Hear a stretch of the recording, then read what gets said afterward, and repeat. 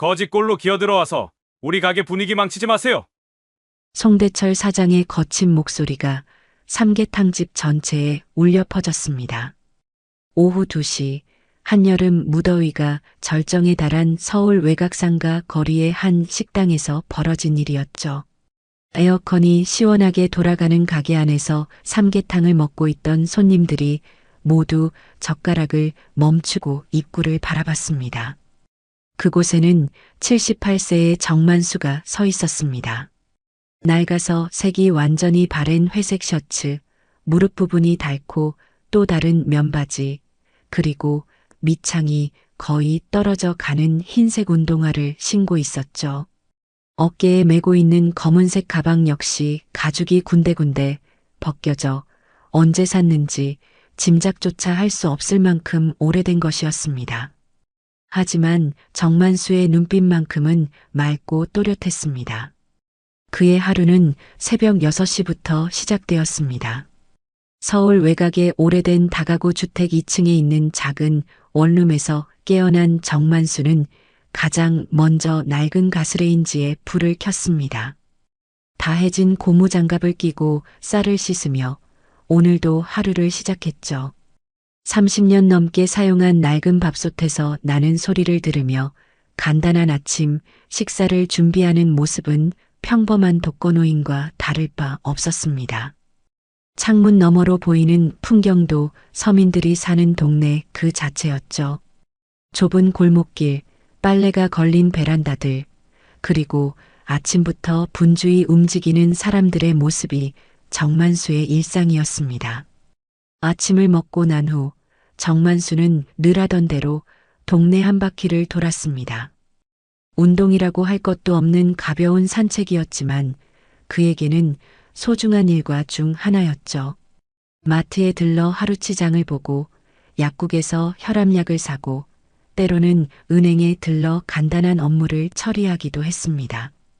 모든 것을 스스로 해결하는 것이 정만수의 철칙이었거든요. 그런 그에게 오늘은 조금 특별한 날이었습니다. 아침 9시경 딸 정유진에게서 전화가 왔던 것이죠. 아빠, 요즘 너무 더우시죠? 몸보신 좀 하세요. 44살의 유진은 언제나 아버지를 걱정하는 효녀였습니다. 회사에서 바쁜 와중에도 틈틈이 안부를 묻고 계절이 바뀔 때마다 건강을 챙기라고 당부했죠. 삼계탕집 하나 예약해뒀어요. 오늘 점심때 꼭 가서 드시고 오세요. 유진의 목소리에는 진심 어린 걱정이 담겨 있었습니다. 아빠가 맨날 집에서만 드시니까 걱정돼요. 오늘만큼은 제대로 된 보양식 드세요. 정만수는 딸의 마음이 고마웠습니다. 하지만 한편으로는 괜한 돈을 쓰게 해서 미안한 마음도 들었죠. 평생을 검소하게 살아온 그에게 외식은 꼭 필요한 일이 아니었거든요. 그럼에도 딸의 정성을 무시할 수는 없었습니다.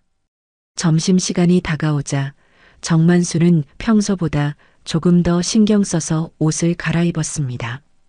물론 가장 깨끗한 셔츠라고 해봐야 몇 년 전에 산 것이었고 바지 역시 색이 발에 있었지만요. 거울을 보며 머리를 다시 한번 빗고 오래된 가방을 메고 집을 나섰습니다. 유진이 알려준 삼계탕 집은 집에서 걸어서 15분 거리에 있었습니다. 상가 건물 1층에 위치한 제법 큰 규모의 식당이었죠. 입구에 걸린 간판부터가 화려했습니다. 원조 할머니 삼계탕이라는 글씨가 금색으로 빛나고 있었고 유리창을 통해 보이는 내부도 깔끔하게 꾸며져 있었습니다. 한옥 스타일의 인테리어에 은은한 조명, 그리고 벽면에 걸린 서예 작품들이 고급스러운 분위기를 연출하고 있었죠. 정만수는 잠시 망설였습니다. 자신의 차림새가 이런 곳에 어울릴지 확신이 서지 않았거든요. 하지만 딸이 정성스럽게 예약까지 해준 것을 생각하니 발걸음을 돌릴 수가 없었습니다. 문을 열고 들어서는 순간 시원한 에어컨 바람이 얼굴을 스쳤습니다. 가게 안은 예상했던 것보다 훨씬 넓었고 손님들로 거의 가득 차 있었죠. 대부분 말끔한 차림의 사람들이었습니다. 정장을 입은 직장인들, 브랜드 옷을 입은 주부들, 그리고 깔끔한 캐주얼 복장의 젊은 사람들까지. 정만수의 낡은 옷차림은 그들 사이에서 유독 눈에 띌 수밖에 없었습니다. 카운터 뒤에서 일하고 있던 송대철 사장이 정만수를 발견한 것은 바로 그때였습니다. 50대 후반의 송대철은 삼계탕집을 연 지 5년 정도 된 사장이었죠.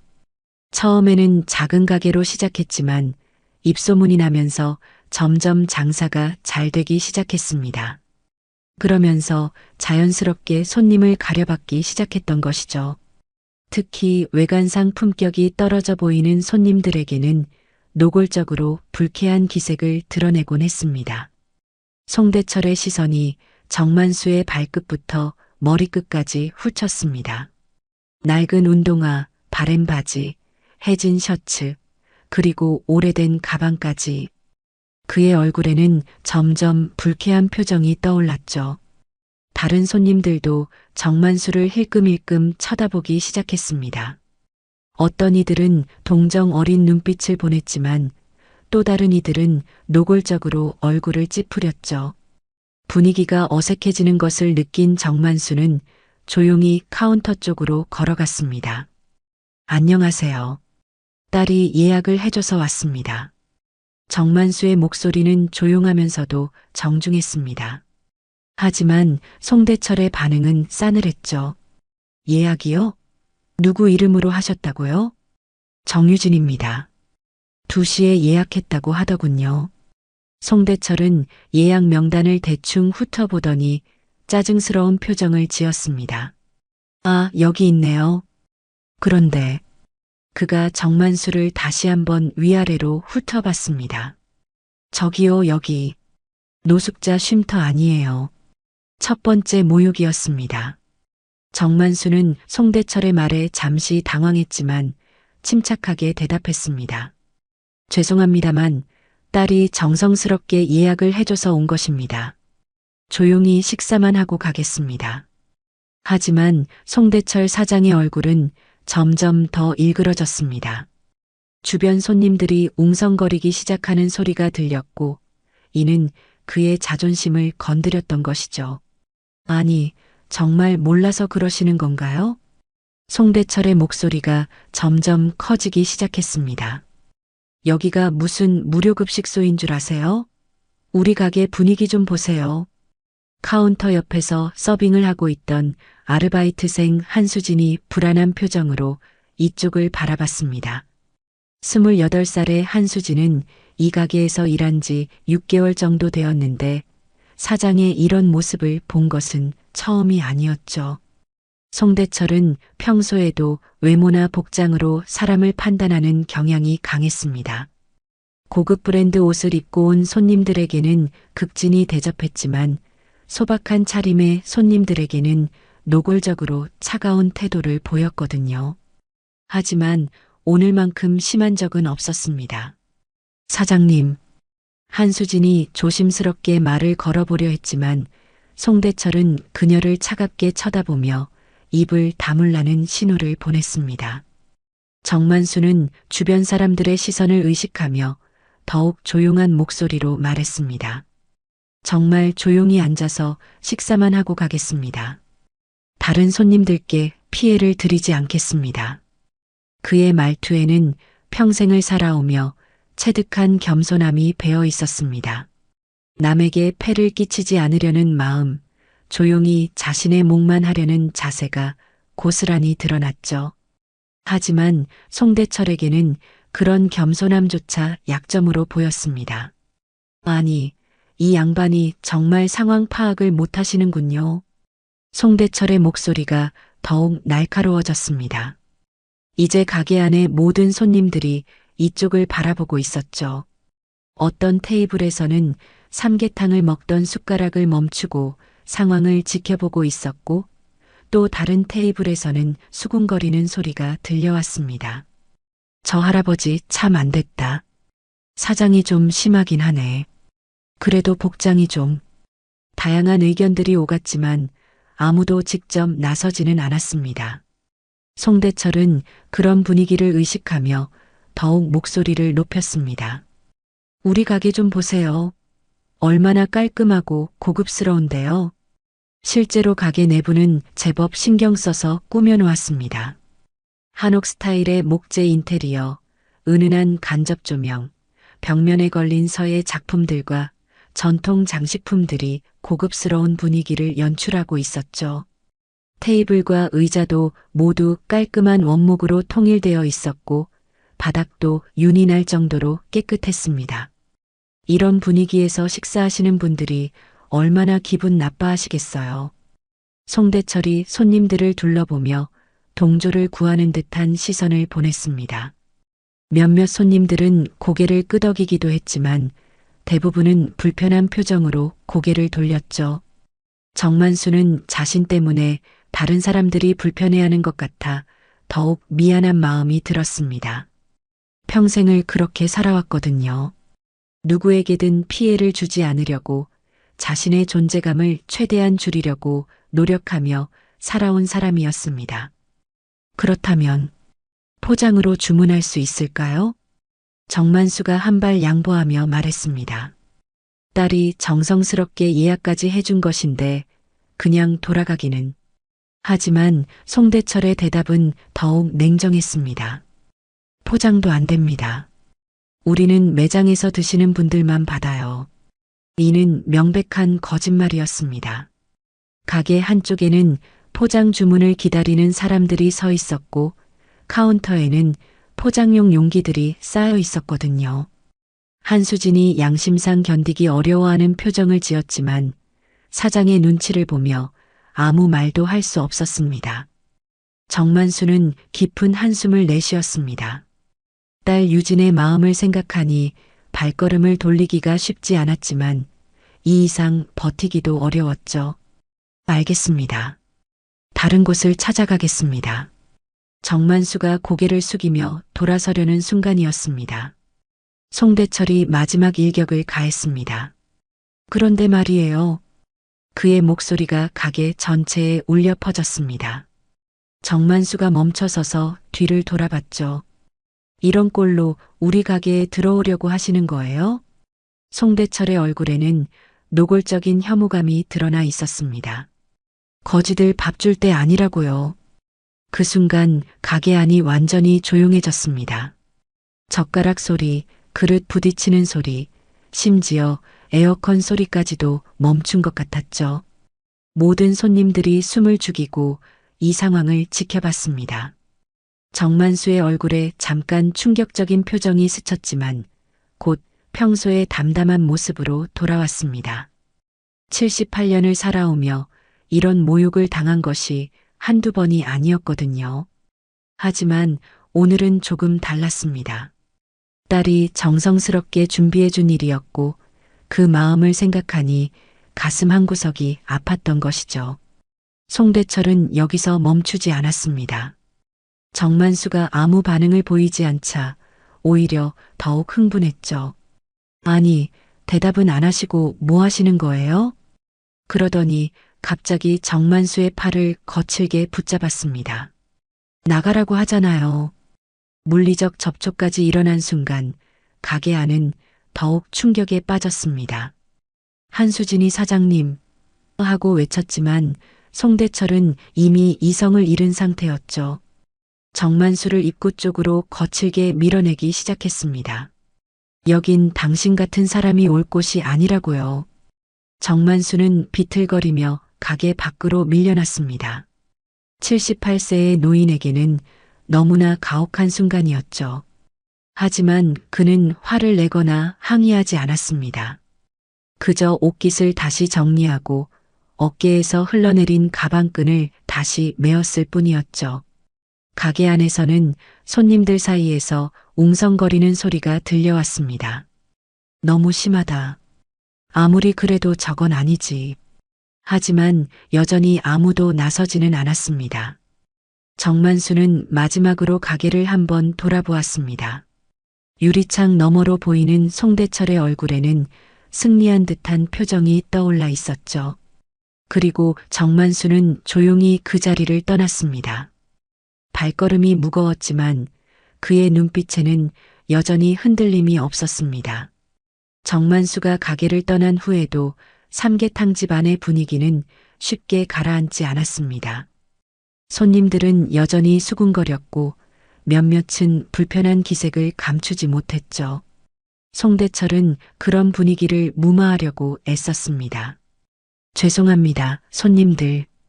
이런 일로 불쾌하셨을 텐데요. 그는 테이블을 돌아다니며 억지로 밝은 표정을 지었습니다. 저희도 가게 분위기를 위해서 어쩔 수 없었습니다.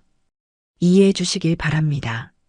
하지만 몇몇 손님들의 반응은 차가웠습니다. 한 중년 여성이 테이블에 돈을 놓고 일어섰죠. 먹다가 체했네요. 계산은 거기 놔둘게요.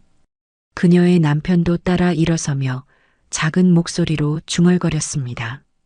아무리 그래도 너무했어. 이런 반응을 보인 것은 그들만이 아니었습니다. 평소라면 1시간은 더 앉아 있었을 단골 손님들도 하나둘 자리를 떴고 분위기는 점점 어색해져 갔죠.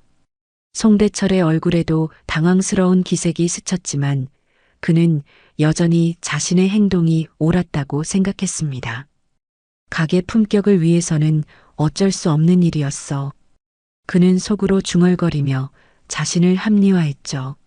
한편 한수진은 주방에서 설거지를 하면서도 마음이 편하지 않았습니다. 아르바이트를 시작한 지 6개월 동안 사장의 까칠한 성격은 익히 알고 있었지만 오늘만큼 심한 적은 없었거든요. 특히 그 노인분의 차분한 태도와 정중한 말씨가 계속 머릿속에 맴돌았습니다. 딸이 예약을 해줬다고 하셨는데 한수진은 예약 명단을 다시 한번 확인해 봤습니다. 정유진 오후 2시 1인분. 분명히 정식으로 예약된 것이 맞았죠. 그런데 사장은 마치 그런 예약 자체가 잘못된 것처럼 행동했습니다. 시간이 흘러 오후 4시가 되었습니다. 평소라면 가장 바쁜 시간대였지만 오늘은 달랐습니다. 손님 수가 평소의 절반도 되지 않았고 새로 들어오는 손님들도 거의 없었죠. 송대철은 점점 초조해지기 시작했습니다. 그때 가게 문이 열리고 정장을 입은 여성이 들어왔습니다. 40대 중반의 단정한 인상을 가진 여성이었죠. 바로 정유진이었습니다.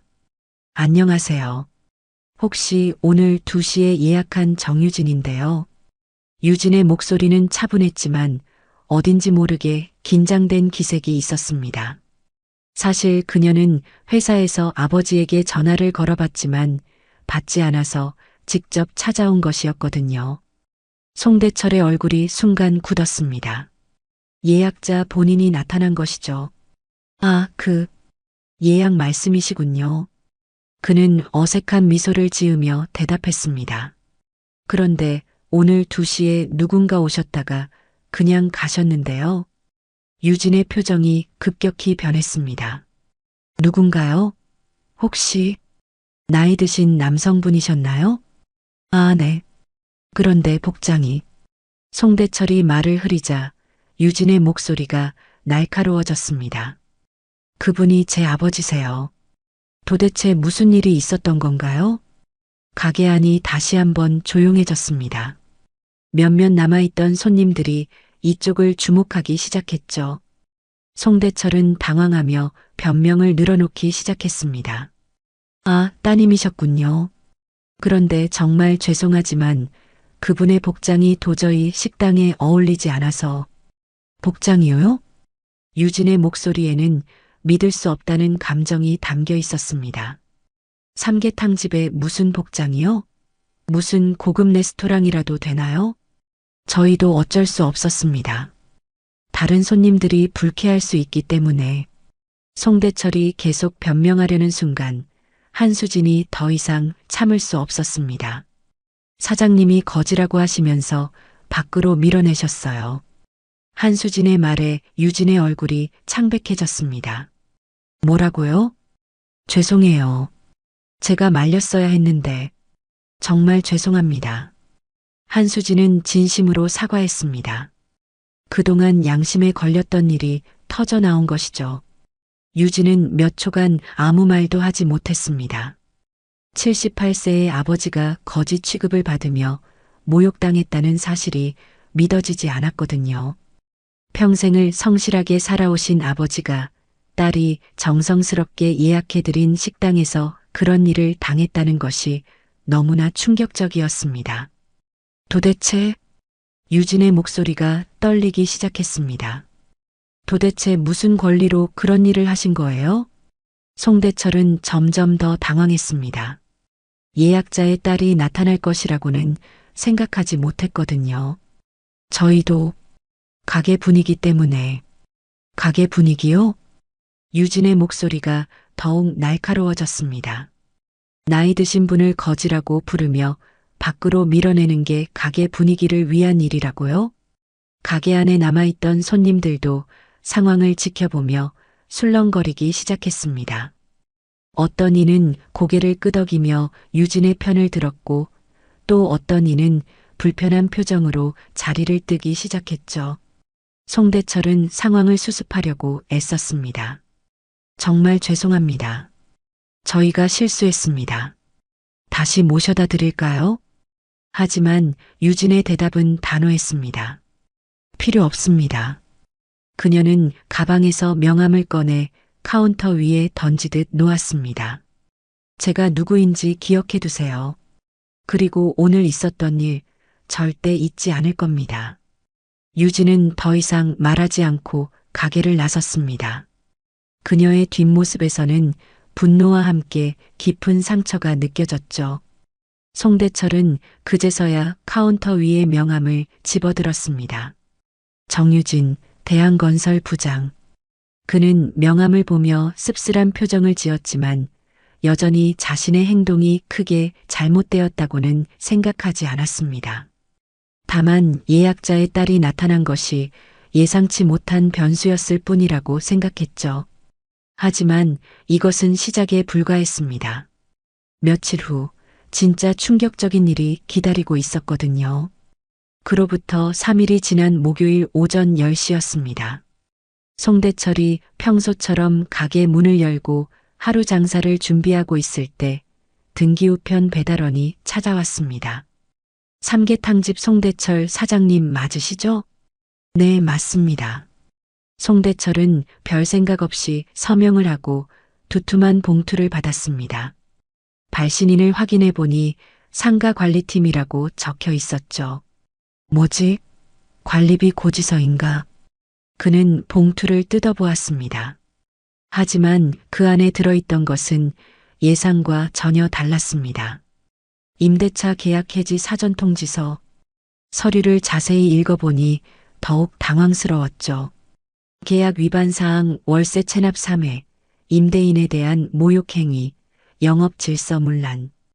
그리고 마지막에는 이런 문구가 적혀 있었습니다. 위 사항에 따라 임대차 계약 제12조 및 제14조에 의거 1개월 후 계약 해지 예정. 송대철은 서류를 다시 읽고 또 읽었습니다. 하지만 아무리 봐도 이해가 되지 않았죠. 월세 체납이 3회라는 것도 이상했고 임대인에 대한 모욕 행위라는 것은 더욱 황당했습니다.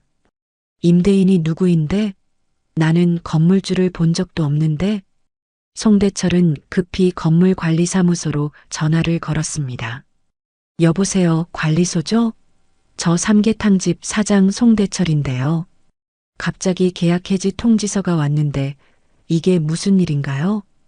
전화를 받은 것은 건물관리자 김 부장이었습니다. 40대 중반의 김 부장은 이 건물에서 10년 넘게 일해온 베테랑이었죠. 아, 송 사장님. 네, 그 건에 대해서는 저희도 어제 지시를 받았습니다. 김 부장의 목소리는 평소와 달리 조심스러웠습니다. 지시를 받았다고요? 누구한테서요?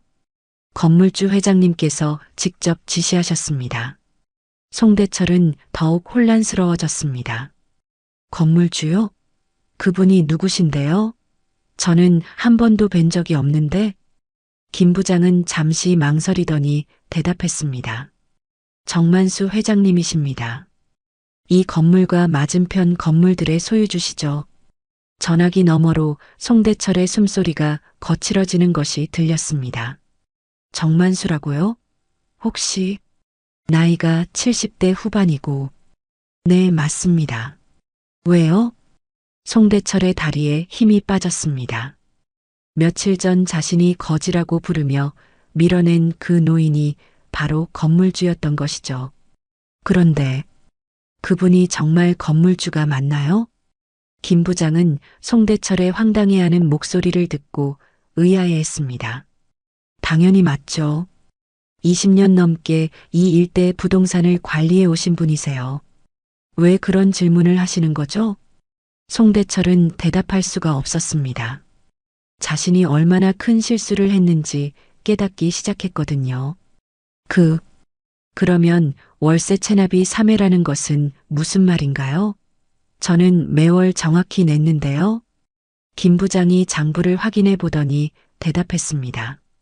아, 맞습니다. 작년 여름에 한 번, 가을에 한 번, 그리고 올해 봄에 한 번 체납하셨네요. 그때마다 회장님께서 장사 어렵다는데 이해해 주라고 하셔서 넘어간 것들입니다. 송대철은 그제서야 기억났습니다. 작년 여름 휴가철에 장사가 안 되어 월세를 안 낸 적이 있었고, 가을에는 재료비가 많이 들어 안 낸 적이 있었죠. 코로나 영향으로 손님이 줄어 안 낸 적이 있었습니다. 월세를 안 내도 연락도 없어 그냥 무시했던 것이었습니다.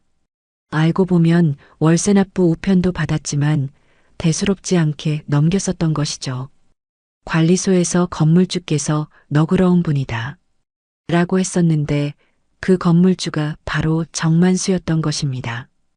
일부러 안 낸 건 아니라고요. 송대철이 억울하다는 듯 말했습니다. 계약서상 월세 체납 3회 시 계약 해지가 가능하다고 명시되어 있습니다. 지금까지 회장님께서 너그럽게 봐주신 거였어요. 김 부장의 설명에 송대철은 점점 절망적인 기분이 들었습니다. 그럼 정말 나가야 하는 건가요? 권리금도 없이요? 글쎄요. 권리금에 대한 임대의 의무는 전혀 없습니다. 그건 회장님 마음이겠죠. 한번 찾아뵈어서 사정해 보시는 게 어떨까요? 김 부장은 조심스럽게 제안했습니다. 그런데 송 사장님, 혹시 회장님께 무슨 실례를 하신 건 아니죠? 이상하게 이번에는 평소와 다르게 단호하시더라고요. 송대철은 대답하지 못했습니다.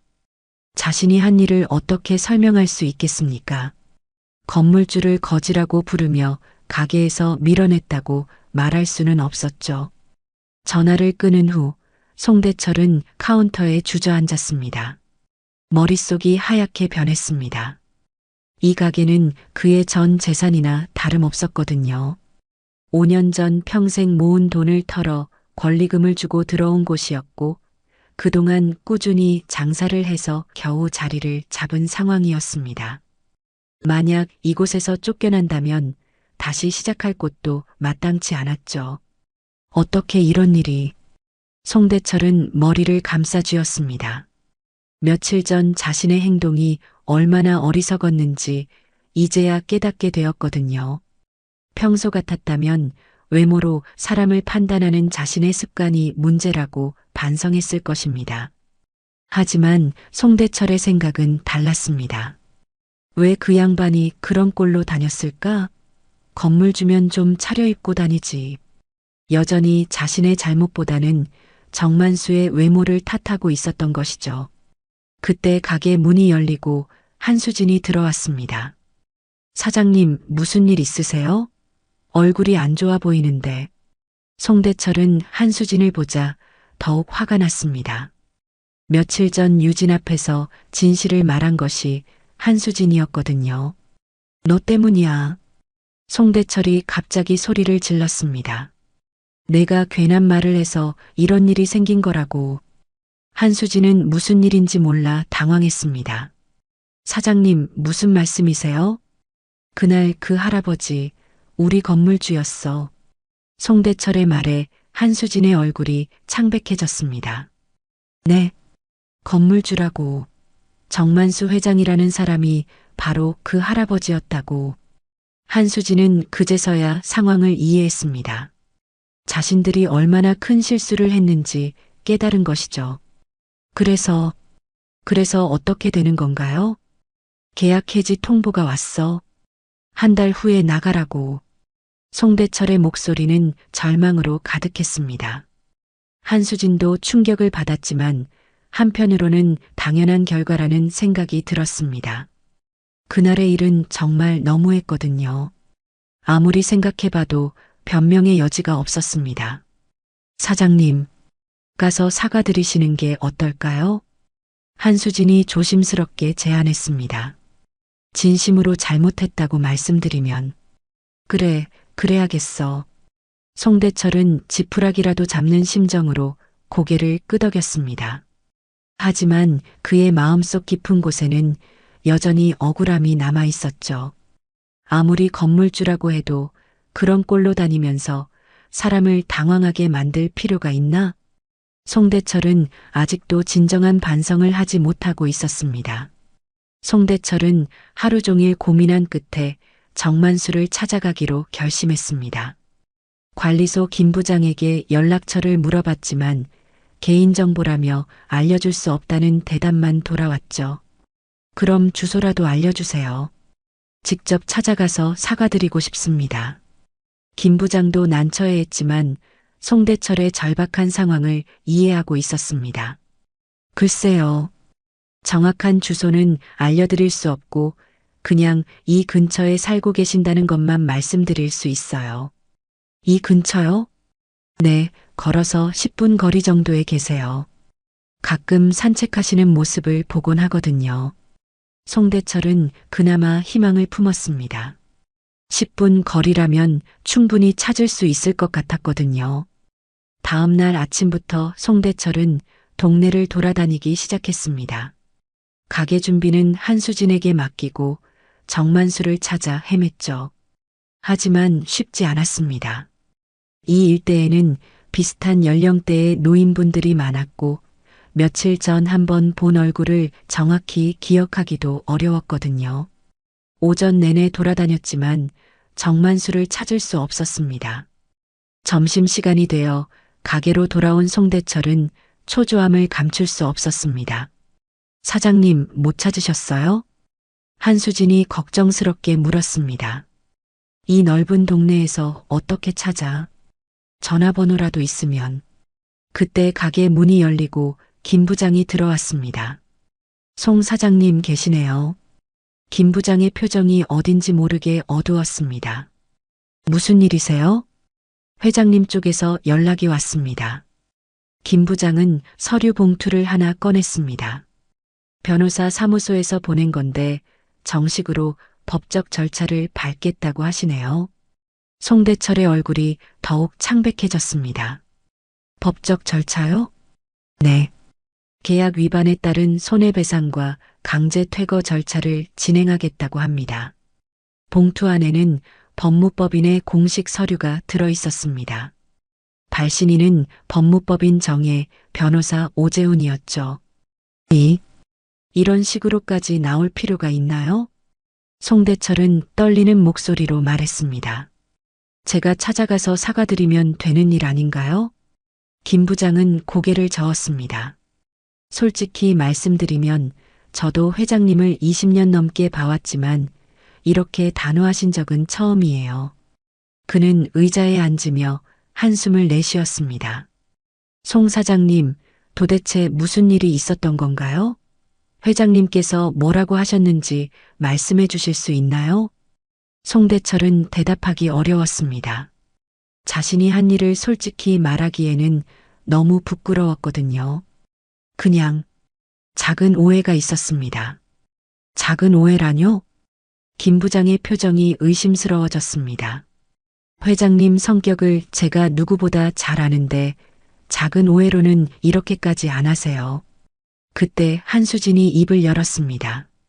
제가 말씀드릴게요. 송대철이 만류하려 했지만 한수진은 이미 말을 시작했습니다.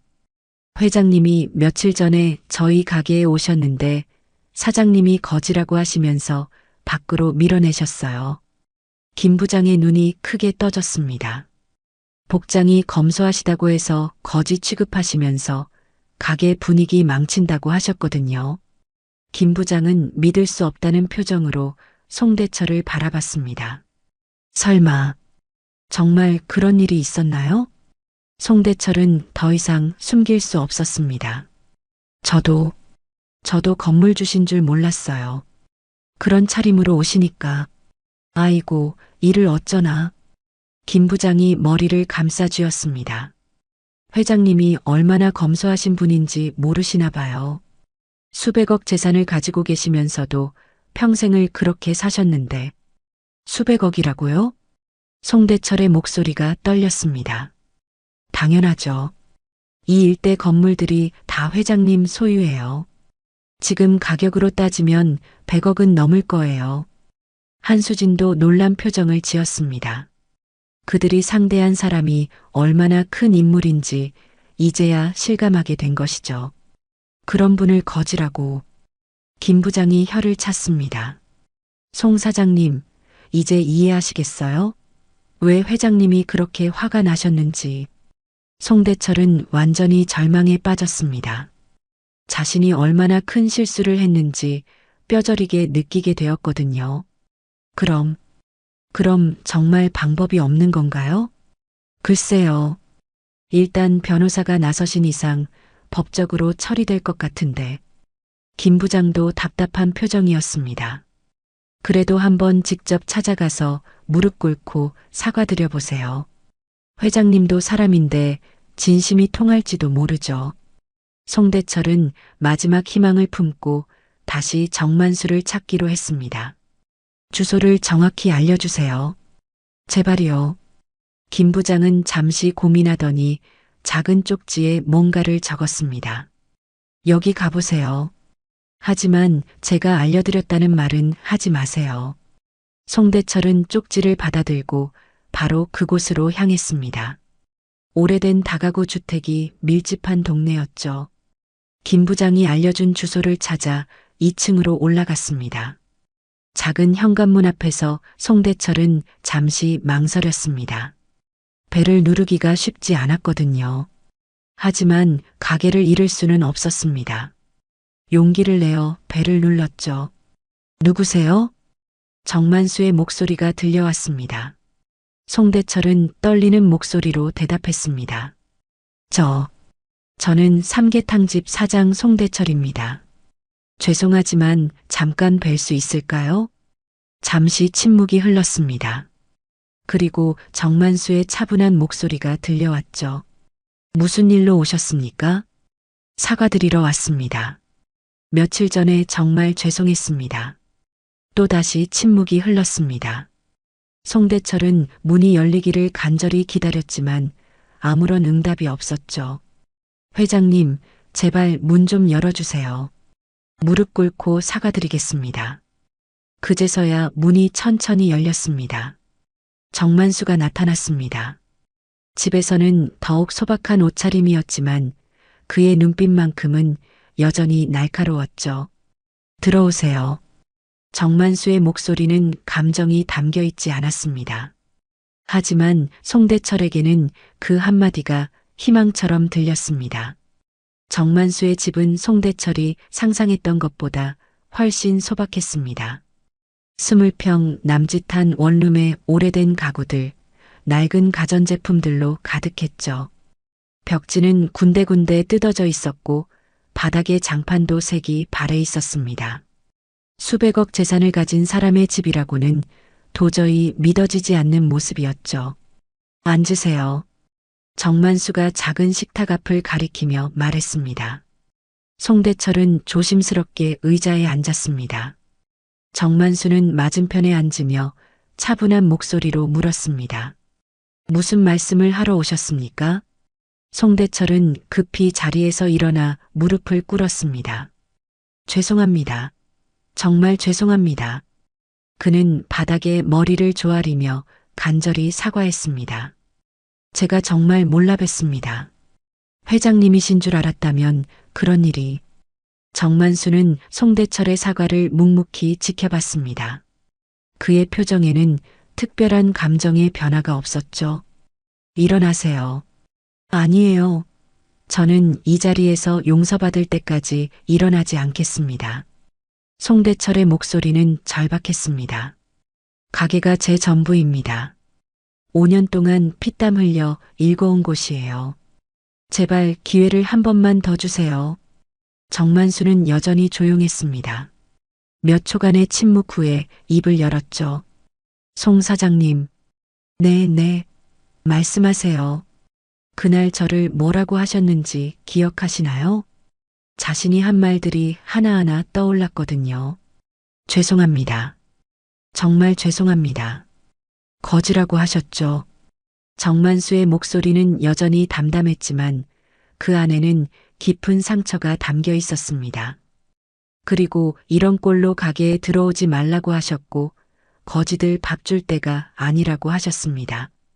송대철은 고개를 들 수가 없었습니다. 자신이 한 말들을 다시 듣고 보니 얼마나 잔인했는지 깨닫게 되었거든요. 저는 정말. 그리고 저를 밖으로 밀어내셨죠. 정만수가 계속해서 그날의 일을 차근차근 짚어갔습니다. 78년을 살아오면서 그런 모욕을 당한 적은 없었습니다. 송대철의 눈에서 눈물이 흘러내리기 시작했습니다. 하지만 그것이 진정한 뉘우침인지 아니면 단순히 가게를 잃을까봐 우는 것인지는 확실하지 않았죠. 회장님, 정말 죄송합니다. 제가 잘못했어요. 다시는 그런 일이 없도록 하겠습니다. 정만수는 송대철을 내려다보며 말했습니다. 송 사장님, 저에 대해서는 사과하셨는데 다른 사람들에 대해서는 어떻게 생각하시나요? 다른 사람들이요? 송대철이 고개를 들며 의아해했습니다. 저처럼 검소한 차림으로 다니는 다른 분들 말입니다. 정만수의 질문에 송대철은 대답하지 못했습니다. 사실 그는 아직도 정만수의 외모를 탓하고 있었거든요. 건물주라면 좀 그럴듯하게 차려입고 다니지 왜 저런 꼴로. 정만수는 송대철의 침묵을 보며 고개를 저었습니다. 아직도 이해하지 못하시는군요. 무엇을 말입니까?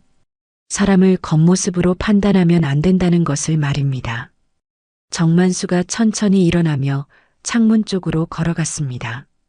저는 평생을 이렇게 살아왔습니다. 검소하게 남에게 피해주지 않으려고 노력하면서 말이죠. 그는 창밖을 바라보며 계속 말했습니다. 제가 가진 재산이 많다고 해서 허영을 부릴 필요는 없다고 생각해요. 돈은 필요한 곳에 써야 하는 것이지 자랑하려고 있는 게 아니니까요.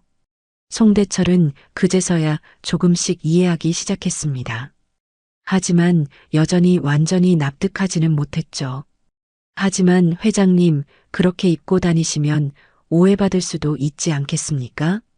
정만수가 돌아보며 송대철을 바라봤습니다. 오해요? 네, 저처럼.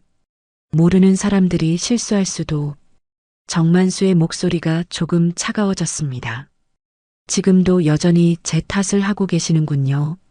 송대철은 자신도 모르게 말한 것을 후회했습니다. 하지만 이미 늦었죠. 아니에요. 그런 뜻이 아니라. 충분히 들었습니다. 정만수가 다시 자리에 앉으며 말했습니다. 송 사장님은 아직도 진정으로 반성하지 않으셨어요. 단지 가게를 잃을까봐 두려워서 사과하러 온 것뿐이죠. 송대철은 부인하려 했지만 정만수의 날카로운 눈빛 앞에서는 어떤 변명도 통하지 않았습니다. 저는 월세 체납 3회를 모두 참아드렸습니다. 정만수가 차분히 말했습니다. 작년 여름, 가을, 그리고 올해 봄까지 송 사장님이 어렵다고 하실 때마다 기다려드렸어요. 송대철은 그때의 일들을 하나하나 기억해냈습니다. 관리소에서 건물주께서 이해해 주신다고 했던 말들이 떠올랐죠. 그런데 제가 딸이 예약해준 식당에 가서 식사를 하려고 했을 뿐인데 거짓 취급을 받으며 밖으로 밀려났습니다. 정만수의 목소리에는 깊은 실망감이 배어 있었습니다. 체납은 참을 수 있어도 인격 모독은 참을 수 없습니다. 송대철은 더 이상 할 말이 없었습니다. 정만수가 왜 그렇게 화가 났는지 이제야 조금씩 이해가 되기 시작했거든요. 회장님, 정말 마지막 기회를 주세요. 제가 정말 잘못했어요. 하지만 정만수의 대답은 단호했습니다. 송 사장님, 이미 변호사를 통해 법적 절차를 시작했습니다. 정만수는 잠시 생각하더니 입을 열었습니다. 한 가지 궁금한 게 있습니다. 무엇이든 말씀하세요. 만약 제가 정장을 입고 비싼 차를 타고 갔다면 송 사장님은 저를 어떻게 대했을까요? 송대철은 솔직하게 대답할 수밖에 없었습니다. 그랬다면 정중히 모셨을 겁니다. 그렇죠. 그게 바로 문제입니다. 정만수가 고개를 저으며 말했습니다. 사람을 겉모습으로 판단하고 돈이 있어 보이면 극진히 대하고 없어 보이면 거짓 취급을 하는 것. 그런 마음가짐으로는 진정한 서비스업을 할 수 없어요. 송대철은 할 말을 잃었습니다. 정만수의 말이 모두 맞았거든요.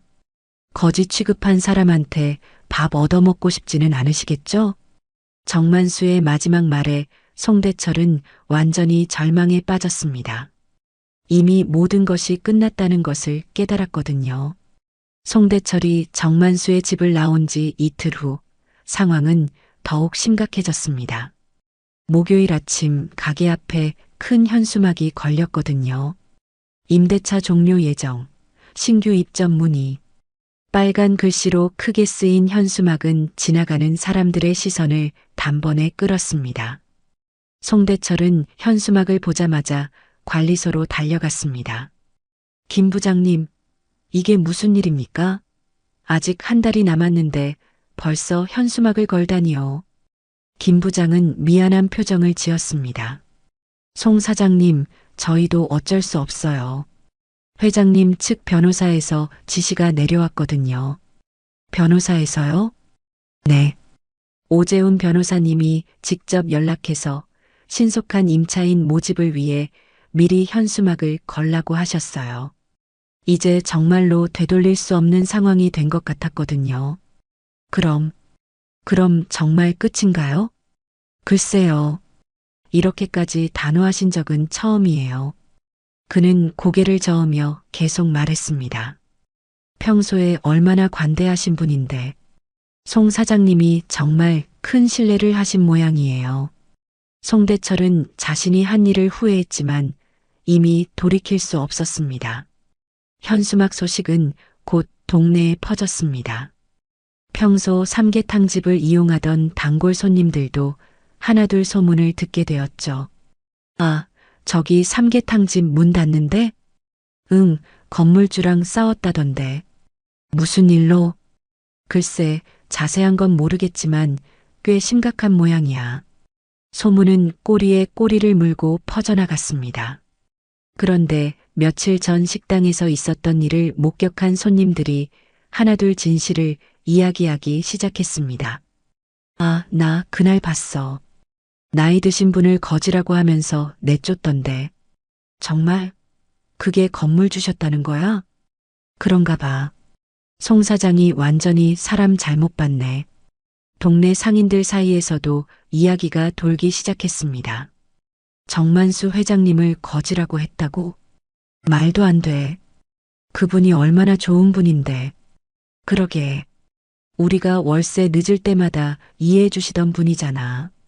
상인들의 반응은 대부분 정만수 편이었습니다. 이 일대에서 부동산 임대업을 하면서도 늘 관대했던 정만수를 모르는 사람이 없었거든요. 반면 송대철에 대한 시선은 점점 차가워졌습니다. 원래 좀 건방졌잖아. 장사 좀 잘 된다고 사람 가려가면서 봤더라. 맞아. 나도 한번 기분 나쁜 적 있어. 이번에 제대로 당한 거지 뭐. 금요일 저녁 송대철은 한수진과 함께 가게 정리를 하고 있었습니다. 손님은 거의 오지 않았고 분위기는 썰렁했죠. 사장님, 정말 방법이 없는 건가요? 한수진이 조심스럽게 물었습니다. 글쎄, 변호사까지 나선 상황에서 뭔 수가 있겠어. 송대철의 목소리는 체념으로 가득했습니다. 그때 가게 문이 열리고 정유진이 들어왔습니다. 며칠 전과 달리 이번에는 차분한 표정이었죠. 안녕하세요. 송대철과 한수진이 동시에 고개를 들었습니다. 아, 정 부장님. 송대철이 어색하게 인사했습니다. 잠깐 이야기 좀 할 수 있을까요? 유진이 차분한 목소리로 말했습니다. 송대철은 그녀를 카운터 앞 테이블로 안내했습니다. 한수진은 뒤로 물러서며 상황을 지켜봤죠. 사실 아버지께 말씀드렸습니다. 유진이 입을 열었습니다. 너무 심하게 하시는 거 아니냐고. 송대철의 눈에 희망이 스쳤습니다. 그래서 아버지께서 뭐라고 하셨나요? 아버지는 이렇게 말씀하셨어요. 유진이 잠시 망설이더니 계속 말했습니다. 체납은 참아도 인격 모독은 못 참는다고 하시더군요. 송대철의 얼굴이 다시 어두워졌습니다. 그리고 한 가지 더 말씀하셨어요. 무엇을요? 사람은 겉만 보고 판단하면 안 된다고 하시면서 나처럼 검소하게 사는 사람들이 또 모욕당할 일을 생각하면 그냥 넘어갈 수 없다고 하셨습니다. 유진의 말에 송대철은 완전히 절망했습니다. 정만수의 의지가 얼마나 단단한지 확인하게 된 것이죠. 하지만 유진이 다시 입을 열었습니다. 제가 한 가지 제안을 드리고 싶어요. 제안이요? 네. 사장님이 진정으로 반성하고 계시다면 공개적으로 사과하는 것은 어떨까요? 송대철이 의아해했습니다. 공개적으로요? 동네 상인회나 지역 커뮤니티에서 공식적으로 사과하시는 거예요. 그리고 다시는 이런 일이 없도록 하겠다고 약속하시고요. 한수진이 옆에서 끄덕였습니다. 좋은 아이디어라고 생각했거든요. 하지만 송대철의 반응은 달랐습니다. 그건 너무 창피하지 않을까요? 창피하다고요? 유진의 목소리가 조금 차가워졌습니다.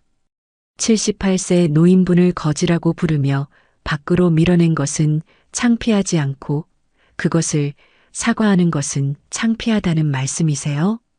유진은 실망스러운 표정으로 자리에서 일어났습니다. 아직도 진정한 반성을 하지 않으시는군요. 아니에요. 저는 정말 됐습니다. 유진이 말을 끊었습니다. 아버지의 결정이 옳았던 것 같네요. 그녀는 더 이상 말하지 않고 가게를 나갔습니다. 송대철은 마지막 희망마저 잃었습니다. 한수진이 조심스럽게 다가왔습니다. 사장님, 정 부장님 말씀이 맞는 것 같아요. 뭐가? 공개적으로 사과하시는 것 말이에요. 사실 저도 그날 일을 보면서 정말 마음이 아팠거든요. 한수진의 말에 송대철은 화를 냈습니다. 너까지 나를 비난하는 거야? 비난이 아니라 진심으로 반성하셨으면 좋겠어서요. 하지만 송대철은 끝까지 자신의 잘못을 인정하지 않았습니다. 그는 여전히 정만수의 검소한 차림새를 탓하고 있었고 운이 나빴다고 생각하고 있었거든요. 이틀 후인 일요일, 드디어 결정적인 순간이 찾아왔습니다. 일요일 오전 10시, 송대철이 가게에서 마지막 정리를 하고 있을 때였습니다. 문이 열리고 정장을 입은 중년 남성이 들어왔습니다. 바로 변호사 오재훈이었죠. 그의 뒤를 따라 정만수가 조용히 들어섰습니다. 송대철은 정만수를 보자마자 급히 일어나 인사했습니다. 회장님. 하지만 정만수는 별다른 반응을 보이지 않았습니다. 오재훈 변호사가 서류 가방을 열며 말했습니다. 송대철 사장님이시죠? 저는 정만수 회장님의 법률 대리인 오재훈 변호사입니다. 그는 명함을 건네며 계속했습니다. 오늘은 임대차 계약 해지 관련 최종 통보를 위해 왔습니다. 송대철의 얼굴이 창백해졌습니다. 변호사님, 정말 방법이 없는 건가요? 오재훈은 차분한 목소리로 대답했습니다. 송 사장님, 상가 임대차 계약 조항 14조의 1을 기억하시죠? 그는 계약서를 꺼내 해당 부분을 가리켰습니다. 그리고 제12조에는 임대인에 대한 모욕이나 폭력 행위 시에도 즉시 계약 해지가 가능하다고 되어 있죠. 송대철은 계약서를 보며 절망했습니다. 자신이 서명했던 조항들이었거든요. 하지만 저는 진심으로 사과했습니다. 사과요? 오재훈이 의미심장한 표정을 지었습니다. 회장님께서 말씀하시기로는 아직도 진정한 반성을 하지 않고 계시다고 하던데요. 송대철이 정만수를 바라봤습니다. 정만수는 여전히 조용한 표정이었지만 그의 눈빛에는 실망감이 가득했죠. 회장님, 제가 정말 잘못했습니다. 다시 한번 기회를 주세요. 정만수가 처음으로 입을 열었습니다. 송 사장님, 며칠 전 제 집에 오셨을 때를 기억하시나요? 네, 기억합니다. 그때 저에게 뭐라고 하셨죠? 정만수가 대신 말했습니다. 제가 정장을 입고 다녔다면 이런 일이 없었을 것이라고 하셨죠. 아직도 제 탓을 하고 계시더군요. 송대철은 부인하려 했지만 말이 나오지 않았습니다. 정만수의 말이 사실이었거든요. 그리고 며칠 전 제 딸이 공개적으로 사과하라고 제안했을 때도 창피하다고 거절하셨죠. 유진의 제안을 거절했던 일까지 정만수가 알고 있었습니다. 사람은 겉만 보고 판단하면 안 되는 거예요. 정만수의 목소리는 여전히 차분했지만 그 안에는 깊은 실망이 담겨 있었습니다. 저 같은 검소한 차림의 사람들이 또 모욕당하는 일을 막기 위해서라도 이번 일은 그냥 넘어갈 수 없습니다. 오재훈 변호사가 서류를 꺼내며 말했습니다. 일주일 후인 다음 주 일요일까지 완전히 철수해 주시기 바랍니다. 그리고 원상복구 비용과 위약금은 별도로 청구될 예정입니다. 위약금까지요? 송대철이 놀라며 물었습니다. 당연히 그래야죠. 계약 위반으로 인한 해지니까요. 오재훈의 설명에 송대철은 완전히 절망에 빠졌습니다. 가게를 잃는 것도 서러운데 위약금까지 물어야 한다니 앞이 캄캄했거든요. 그때 가게 밖에서 웅성거리는 소리가 들려왔습니다. 동네 상인들이 하나둘 모여들고 있었던 것이죠. 정만수가 나타났다는 소문이 퍼진 모양이었습니다. 회장님, 안녕하세요. 회장님, 오랜만이에요. 상인들은 정만수를 반갑게 맞았습니다. 하지만 송대철을 보는 시선은 차가웠죠. 저 사장이 회장님께 그런 짓을 했다고? 완전히 사람을 잘못 봤네. 상인들의 수군거림이 송대철의 귀에 들렸습니다. 그는 이제 이 동네에서 더 이상 장사를 할 수 없다는 것을 깨달았죠. 설령 다른 곳에 가게를 내더라도 이런 소문이 따라다닐 것이 뻔했습니다. 정만수는 마지막으로 송대철을 바라보며 말했습니다. 며칠 전에도 했던 말이었지만 이번에는 더욱 무겁게 다가왔습니다. 정만수와 오재훈 변호사가 가게를 나간 후 송대철은 혼자 남았습니다. 창밖으로는 새로운 임차인을 찾는 사람들이 벌써 나타나기 시작했죠. 그만둬. 너도 이제 다른 일자리를 찾아봐. 일주일 후 삼계탕 집은 완전히 문을 닫았습니다. 송대철은 가게 철수 비용과 위약금을 지불하느라 그동안 모아둔 돈까지 모두 써야 했죠. 반면 정만수는 평소와 다름없는 일상을 보내고 있었습니다. 여전히 검소한 차림으로 동네를 산책하고 직접 장을 보고 집에서 식사를 해결했죠. 어느 날 저녁 딸 유진이 찾아왔습니다. 아빠, 뭔가 좋은 일 있으셨어요? 왜 이렇게 상쾌해 보이세요? 정만수는 따뜻하게 웃으며 대답했습니다. 응, 그냥 밥 먹을 자격이 뭔지 알게 해줬거든. 식탁 위에는 유진이 사온 삼계탕 한 그릇이 놓여 있었습니다. 이번에는 다른 가게에서 사온 것이었죠. 정만수는 그릇을 쓰다듬듯 바라보며 조용히 말했습니다. 사람은 겉모습으로 판단하면 안 되는 거야. 돈이 있고 없고가 중요한 게 아니라 다른 사람을 어떻게 대하느냐가 중요한 거지. 유진은 고개를 끄덕이며 아버지의 말에 동의했습니다. 아빠가 옳으셨어요. 그런 사람한테는 확실히 교훈을 줘야죠.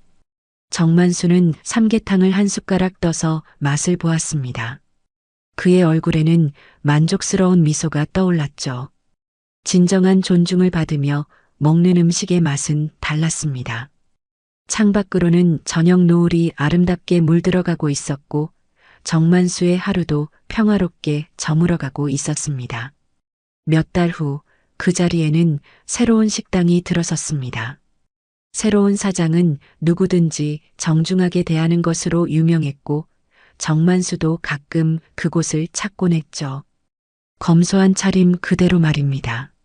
하지만 이제는 아무도 그를 이상하게 보지 않았습니다. 진정한 품격은 옷에서 나오는 것이 아니라 사람을 대하는 마음에서 나온다는 것을 모두가 알게 되었거든요.